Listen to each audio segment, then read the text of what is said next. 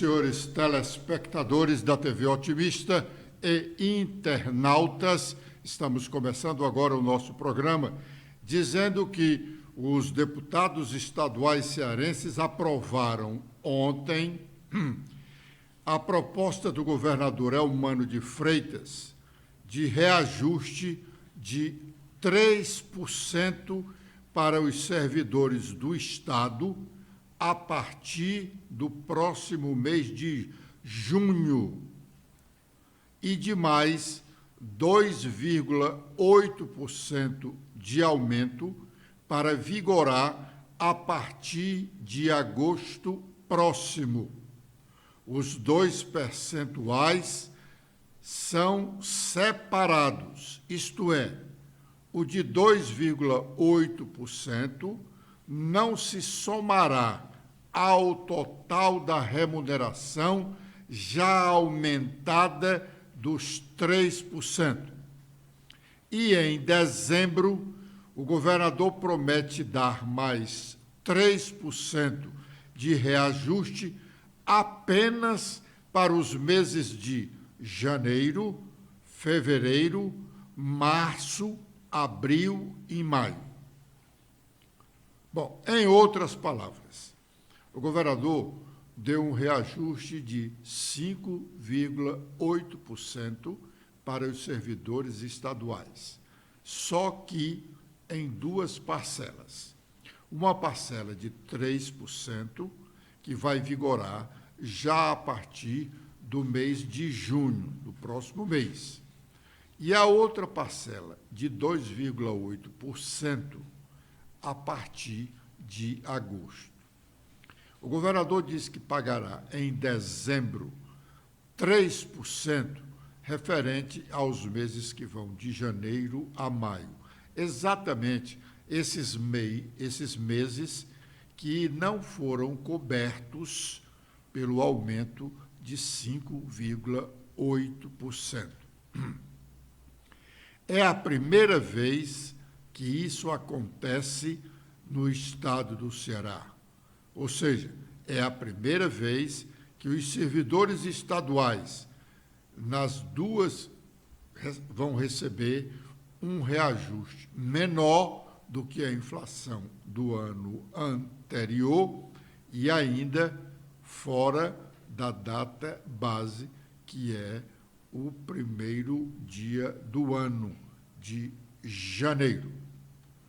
Como dissemos ontem, e já havíamos dito em outras oportunidades, a situação financeira do Estado do Ceará é periclitante.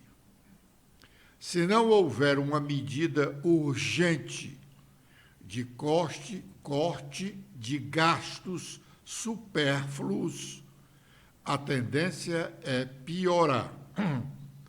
Esses percentuais de reajuste dos servidores está apostando na melhoria da arrecadação do Estado nos próximos meses.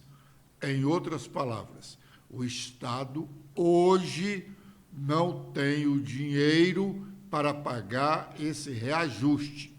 Ele está apostando na melhoria da arrecadação, tanto neste mês de maio, quanto no mês de junho, para pagar os 3%.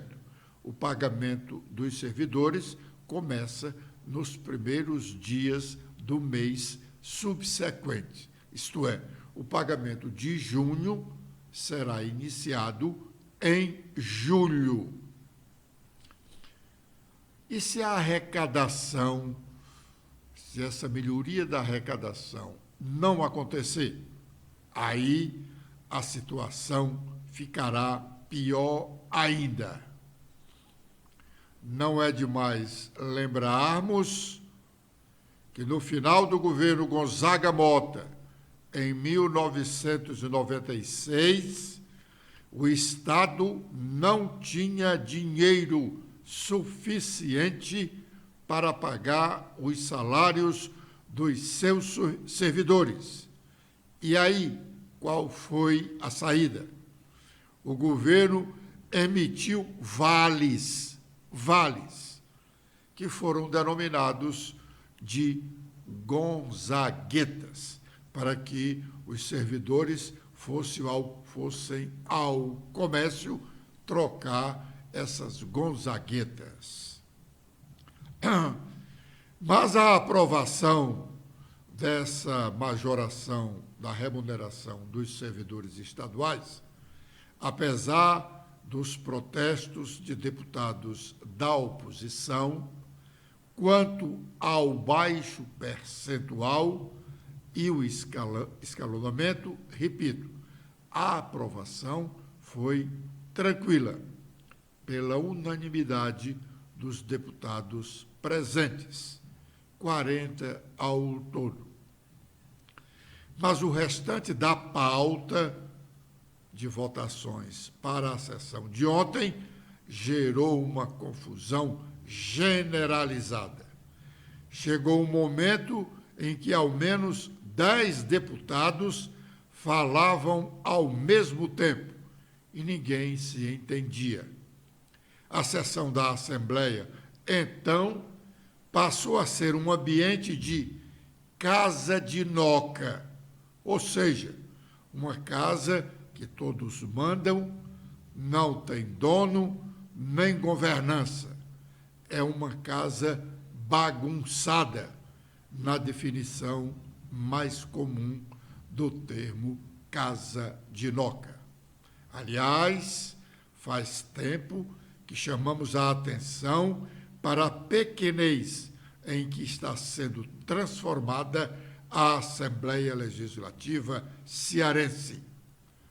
Não é respeitada pela maioria dos deputados e por expressivo segmento da população cearense. A subserviência dos dirigentes da Assembleia ao Poder Executivo, de algum tempo aos nossos dias, é a única ou a principal responsável por esse descrédito do Legislativo do Ceará. A confusão gerada no plenário da Assembleia ontem deixou a todos perplexos. Acompanhemos. Foi colocado em discussão a 37 e a 42. Foi quando eu pedi votação nominal. Não, foram discutidas todas as matérias em bloco e Vossa Excelência foi colocada duas matérias em votação. Quem pede o vídeo sou eu, deputada. Se a senhora quiser, pode solicitar. Porque não foi discutido. Foi colocada em votação as duas primeiras e Vossa Excelência pediu. As duas primeiras, isso.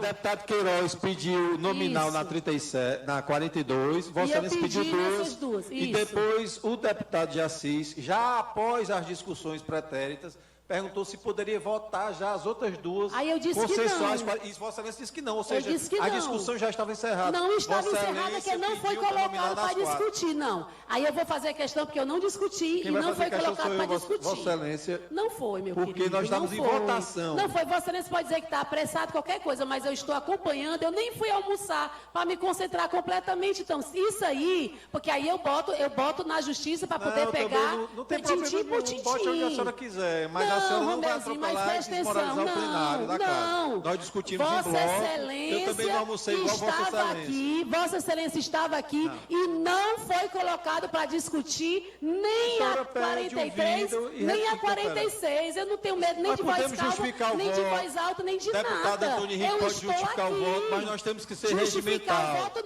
não foi colocado para discutir. Nós vamos encerrar a votação. Este é o regimento. Esse é o regimento. Nós vamos encerrar a votação. Este é o regimento. E após, tem explicações pessoais, tem pela ordem. É a votação, pessoal, o regimento. Se vocês não estavam aqui ou não pediram na hora, eu não posso fazer nada. Então, encerrando a votação, os deputados... Deputado Queiroz, por favor, deputado, você faz as explicações pessoais pela ordem. Eu quero pedir Ei, gente. Por favor. Vamos só sentar.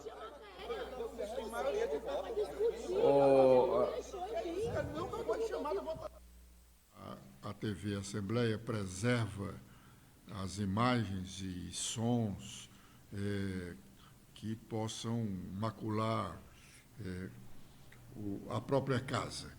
Mas foi uma confusão generalizada. O presidente da Assembleia não estava presidindo a sessão, tanto que a sessão estava sendo presidida pelo deputado de Assis Diniz, e este outro que falava lá, dizendo que a senhora deputada podia botar onde quisesse, foi o deputado Romeu Aldigueri, que, num determinado momento, chamou o deputado estadual Sargento Reginaldo de mentiroso, e este partiu, teve que ser contido. Então, o clima ficou de tal forma preocupante que alguns assessores e jornalistas saíram do plenário com medo do que poderia acontecer. Bom, mas vamos para o nosso primeiro intervalo e já estaremos de volta com a sequência do nosso programa.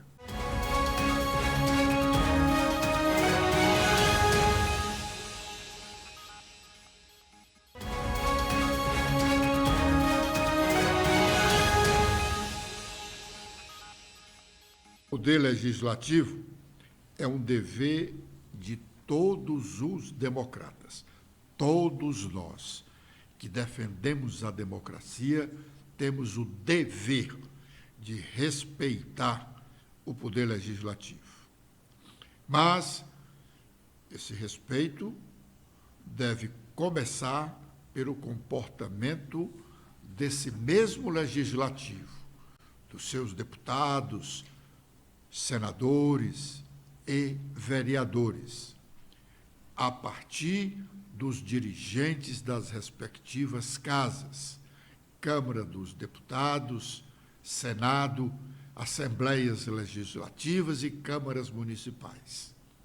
A propósito, hoje, uma nota publicada no jornal O Estado de São Paulo, com o título dizendo que o presidente do Senado, Rodrigo Pacheco, dá chá de cadeira a ministros do governo Lula. A nota tem o seguinte teor: o ministro Alexandre Padilha, das Relações Institucionais, o ministro Jader Filho, das Cidades, e o líder do governo no Senado, Jacques Wagner, foram até o gabinete do presidente do Senado, Rodrigo Pacheco, nesta terça-feira, mas não foram recebidos. Oficialmente, o motivo apresentado por Pacheco foi que ele tinha que abrir a sessão do plenário, que começou pontualmente às 16 horas. O gesto, no entanto, demonstra uma insatisfação do parlamentar com o governo. Fecha aspas. Termina a nota. E eu digo, eles, os dois ministros, e o líder, senador Jacques Wagner, não haviam marcado audiência. E o presidente do Senado, que é o presidente do Congresso Nacional, chefe de um dos poderes da República, tem que atender no horário determinado pela sua assessoria aos que lhes pedem audiência. Infelizmente, se isso fosse aqui no estado do Ceará, na Assembleia Legislativa, se chegasse lá um secretário de Estado, era até chamado a fazer parte da mesa diretora se a sessão ordinária da Casa estivesse acontecendo. Tanto a falta de respeito ao próprio poder. Bom, e continua a especulação sobre quem o presidente Lula indicará para ser ministro do Supremo Tribunal Federal na vaga aberta com a aposentadoria do ministro Ricardo Lewandowski. Para alguns, o nome da vez é o do advogado de Lula, desde o caso da Lava Jato, o advogado Cristiano Zanin. Tanto que os ministros do Supremo Tribunal estão preparando o terreno para a indicação dele, evitando que Zanin, em sendo indicado, não se depare, enquanto ministro, com nenhum processo da Lava Jato em que ele atuou ou em que o presidente Lula seja parte. Uma matéria na edição de hoje do jornal Valor Econômico trata do tema. Stephanie. Olá, Edson, olá, internautas do blog do Edson Silva. O Valor Econômico destaca que o ministro Edson Fachin, do Supremo Tribunal Federal, abriu mão de ser relator de uma ação que levou à anulação de várias decisões da Operação Lava Jato e era relatada por Ricardo Lewandowski, que se aposentou no último dia 11 de abril. Ele enviou o caso ao ministro Dias Toffoli, que assumiu o lugar de Lewandowski na segunda turma esta semana. Com a vaga aberta no colegiado, a presidente do STF, Rosa Weber, com base em uma regra do regimento interno, havia enviado o caso para Fachin para que ele fosse o relator temporário do caso. O ministro, no entanto, entendeu que o processo não deveria ficar com ele. Considerada a prevenção da turma para o exercício da jurisdição, encaminha-se os atos ao eminente ministro Dias Toffoli, despachou.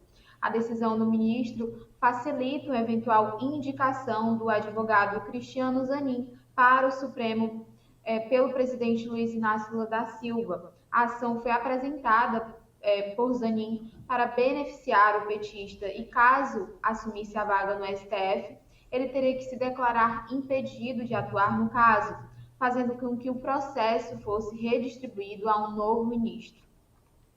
Muito bem. Lula deve vir ao Ceará depois de amanhã, sexta-feira. Ele tem programado um evento em Fortaleza, na parte da manhã, no centro de eventos, quando será feito o anúncio de um projeto de transformar todas as escolas de nível médio em escolas profissionalizantes. O presidente Lula também vai ao Cariri no período da tarde para a programação em Juazeiro do Norte. Ontem, na Assembleia Legislativa Cearense, o deputado petista de Assis Diniz falou sobre a vinda do presidente ao Ceará. Vamos ouvi-lo. Mas, Agenor, eu quero consignar a nossa solidariedade ao povo de Itapipoca e ao povo do Ceará.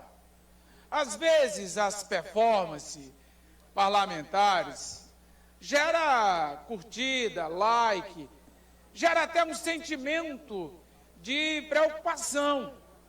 E é esse sentimento. Eu quero trazer, Lucílvia, aqui um convite.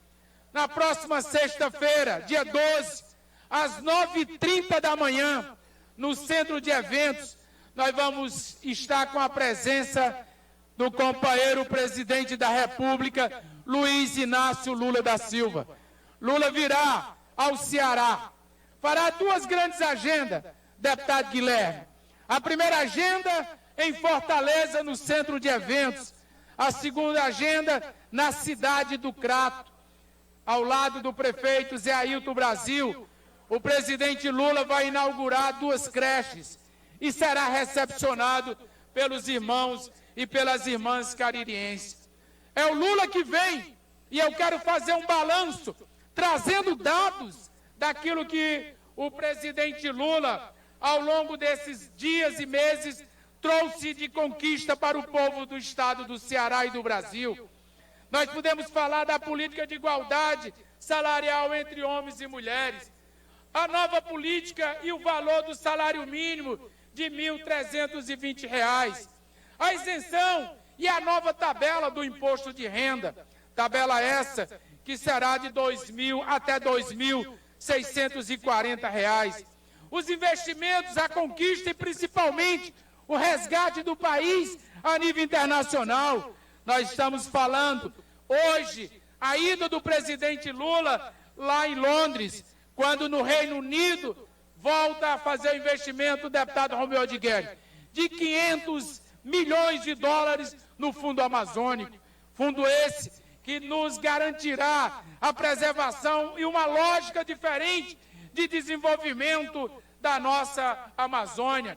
55 bilhões é a recomposição do poder e da capacidade de investimento do Estado em obras para as rodovias. São posições que nós consagramos importante para o desenvolvimento desse país. Bom, agora é o momento de fazermos um segundo intervalo. Já já estaremos de volta com a última parte do nosso programa.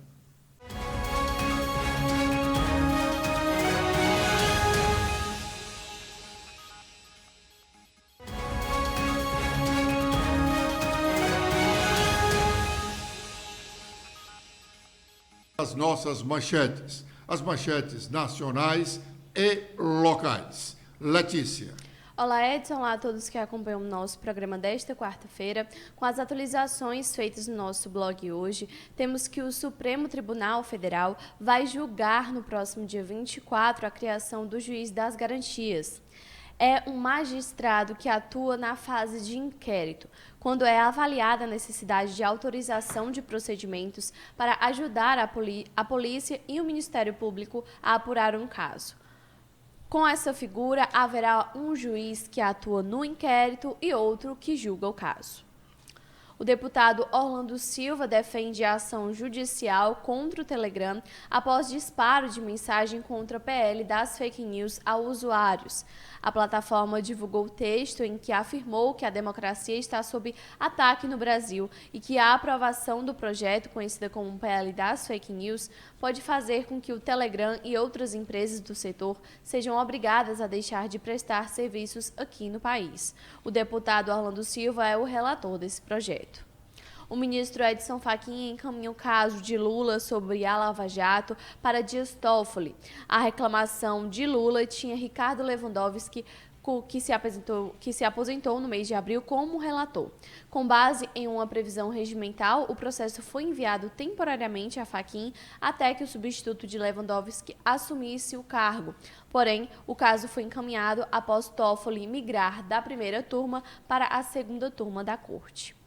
E o Ministério Público Federal cobra o Telegram sobre disparo de mensagens contra o PL das fake news. Esse texto divulgado contrário à aprovação do projeto, que propõe medidas de enfrentamento à divulgação de conteúdos falsos e à violência digital.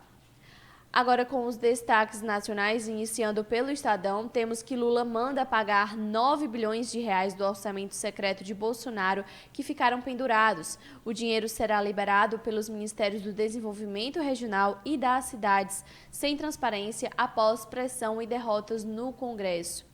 Com os destaques do Globo, temos que manobras de Fachin e Toffoli no STF preparam terreno para Lula indicar Zanin, como nós já mencionamos no nosso programa hoje.